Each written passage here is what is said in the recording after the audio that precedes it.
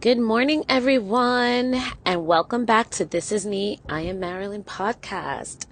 So, don't kill me, you guys. I know I said I was going to be consistent with the podcast, but things have just been crazy.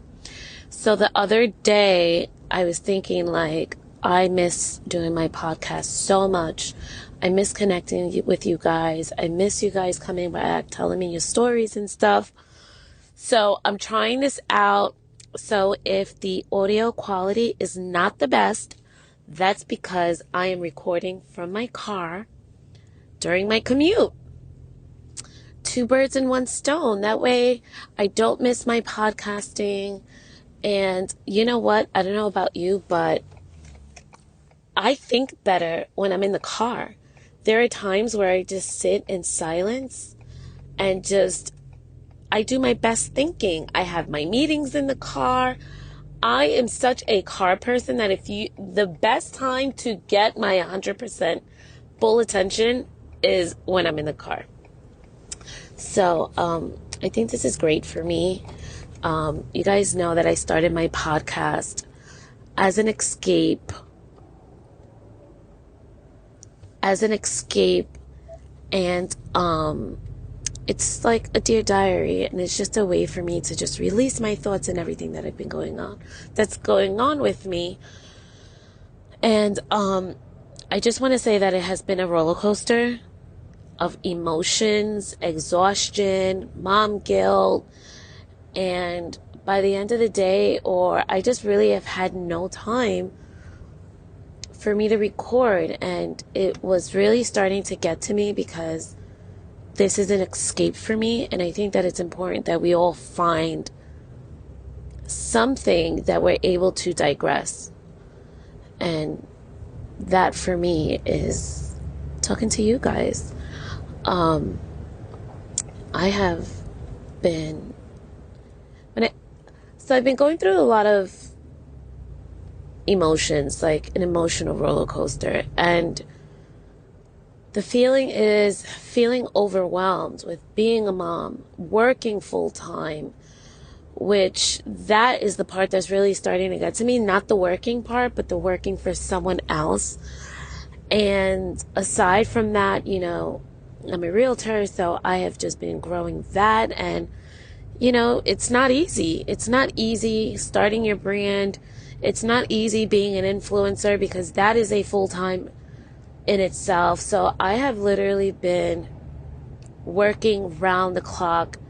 Whenever I get off my day job, I pick up the kids, I go home, I cook, I clean in between, then trying to fit in the gym in between.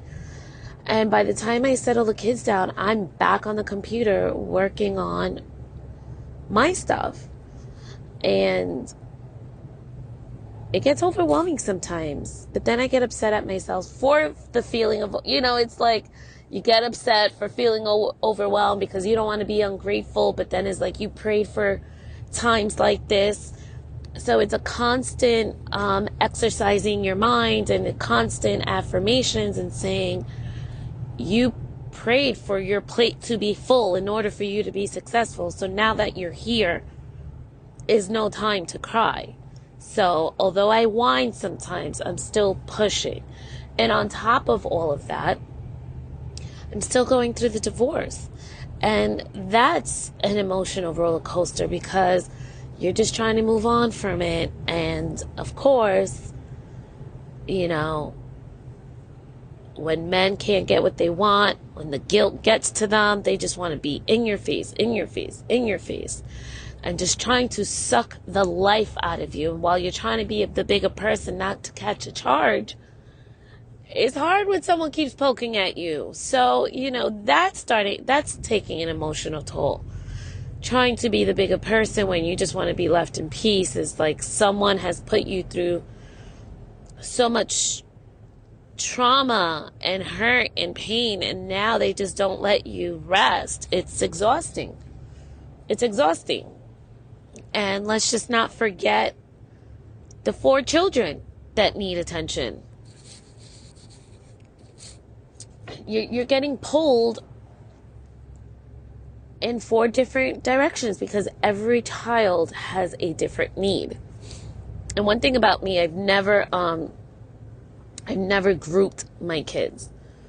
I am very conscious that they are their own individual, that they have their own personality, and it is my job to nurture who they are, to, not to try to mold them to where it's convenient for me. But I will tell you that during my times of feeling stressed, which is okay, it's okay to vent. I'm venting, I'm ranting right now. I take a moment to reflect and just remember all the things that I am grateful for. And one of which are my children at the end of the day, that although they drive me up a wall, I'm just so blessed that my oldest is in college. He's finishing his 2nd year. My soon to be 16-year-old, well, not soon, tomorrow's his birthday. He's just thriving. Although he's the one that drives me, that stresses me the fuck out the most. But it's a typical teenager. Like, he's just dirty. It's more the, filthiness of it all.